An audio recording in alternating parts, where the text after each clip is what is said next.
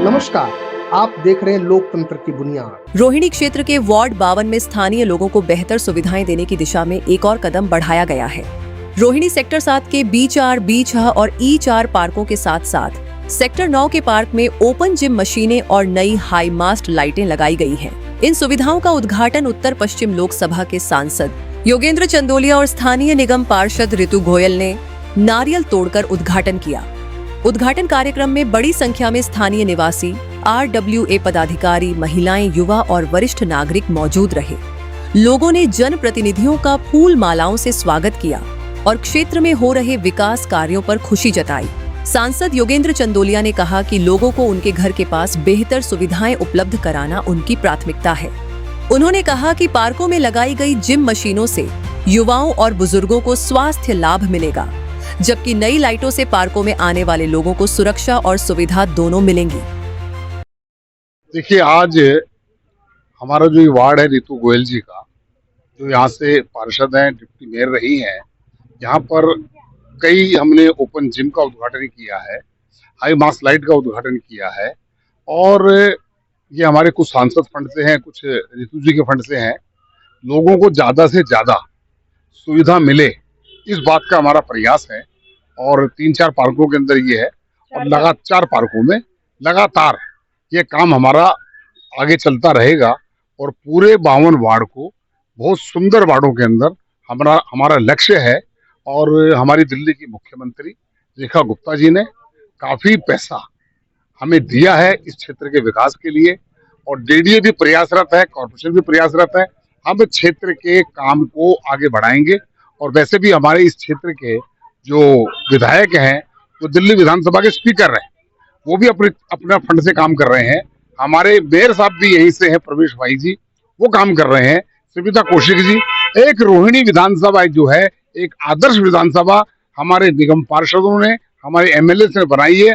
उसमें थोड़ा बहुत सांसद के नाते मेरा भी सहयोग है।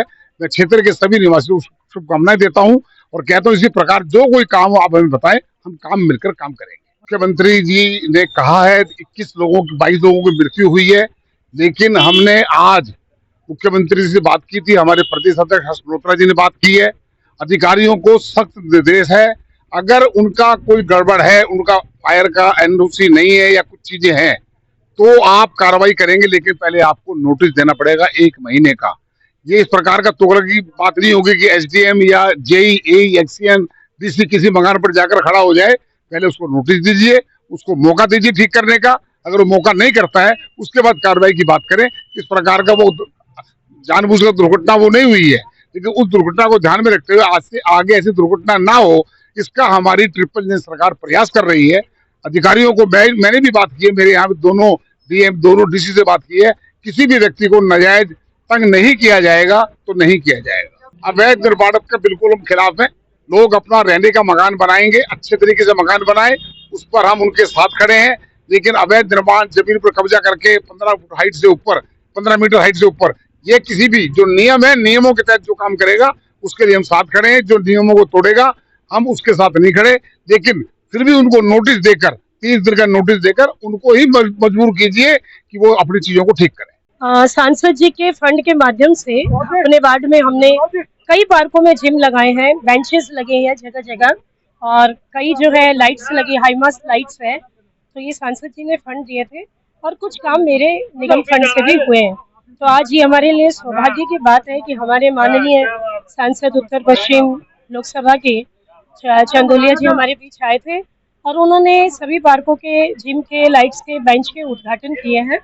तो ये कार्य हमने आज उनके माध्यम से, जो फंड लगा है उनके माध्यम से आज उद्घाटन का कार्य किया है। नालों की सफाई आरंभ हो चुकी है। ये बात सत्य है कि हर वर्ष मानसून एक खुशी की बात है, क्योंकि मानसून फसलों को हरा भरा करने के लिए और हमें अन्न देने के लिए, जीवंत रखने के लिए आवश्यक भी है।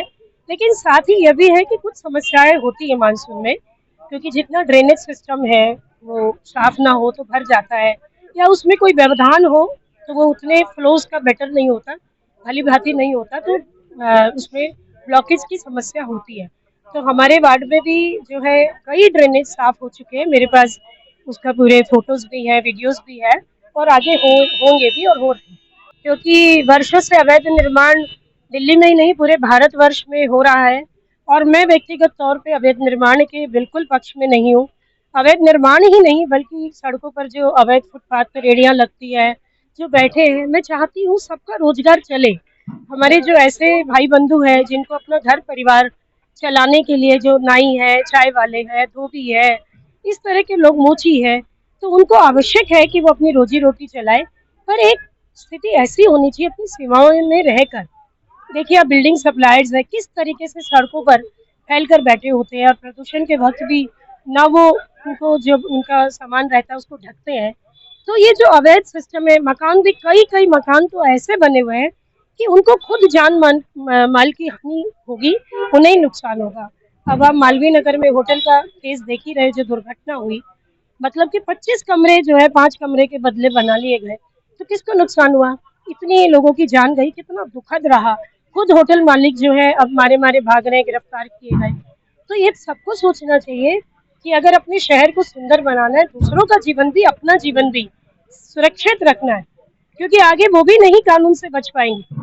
तो अगर सरकार सख्त रहेगी तो पहले से आने वाले समय में लोगों को ये भय होगा कि मैं इतना अवैध निर्माण कर रहा हूँ, कल ना ये स्ट्रक्चर कभी गिर गया या कोई आग लग गई या कोई दुर्घटना हुई तो वहाँ लोग मरेंगे और उनका भी भविष्य कानून के माध्यम से, सरकार के माध्यम से बचने वाला नहीं है। तो सरकार बिल्कुल फैसला ठीक ले रही है। हाँ, नोटिस दिया जाएगा, नोटिस जरूरी है, क्योंकि जब ये स्ट्रक्चर खड़ा हुआ तो उन्हें ज्ञान नहीं था, ना उन्हें रोका गया, ना उन्हें एजुकेट किया गया। लोग देखा देखी कर लेते हैं, तो लोगों ने भी ऐसा किया। पर सच्चाई है कि नोटिस देने के बाद उनको कुछ समय का, उसके बाद इस स्ट्रक्चर पर एक्शन लेना अति आवश्यक। निगम पार्षद ऋतु गोयल ने कहा कि वार्ड 52 में लगातार विकास कार्य कराए जा रहे हैं। क्षेत्रवासियों की मांग पर पार्कों में जिम मशीनें और बेहतर प्रकाश व्यवस्था की गई है ताकि लोग इन पार्कों का अधिक से अधिक उपयोग कर सकें। उन्होंने कहा कि आने वाले समय में भी क्षेत्र के विकास के लिए इसी तरह कार्य जारी रहेंगे। स्थानीय लोगों ने कहा कि पार्कों में जिम मशीनें लगने और रोशनी बेहतर होने से बच्चों, युवाओं, महिलाओं और बुजुर्गों सभी को फायदा होगा। लोगों का मानना है कि इससे पार्कों में गतिविधियां बढ़ेंगी और क्षेत्र के लोगों को स्वस्थ रहने के लिए बेहतर माहौल मिलेगा। उद्घाटन के दौरान लोगों में उत्साह देखने को मिला और क्षेत्रवासियों ने जनप्रतिनिधियों का आभार व्यक्त करते हुए ऐसे विकास कार्यों को आगे भी जारी रखने की मांग की। हमसे जुड़े रहने के लिए हमारे YouTube चैनल को सब्सक्राइब करें और नई वीडियो की नोटिफिकेशन के लिए बेल आइकॉन को दबाएं। अगर आप ये वीडियो Facebook पर देख रहे हैं तो लाइक जरूर करें और ज्यादा से ज्यादा शेयर करें। धन्यवाद।